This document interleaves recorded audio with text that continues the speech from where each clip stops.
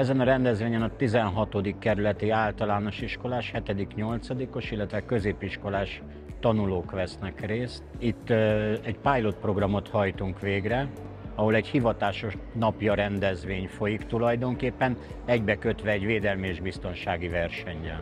A honvédség toborzói vesznek itt részt, az első területvédelmi ezred vesz részt. Alapvetően a célunk az, hogy megmutassuk azokat a lehetőségeket, ami a Magyar Honvédségben rendelkezésre áll. Szerintem ez nagyon jól szervezett esemény lett, mint iskolán belül is, mint a honvédség által, meg az egyéb rendvédelmi szervek által. Nagyon sok mindent be tudunk mutatni az általános iskolásoknak, a sima gimnáziumosoknak.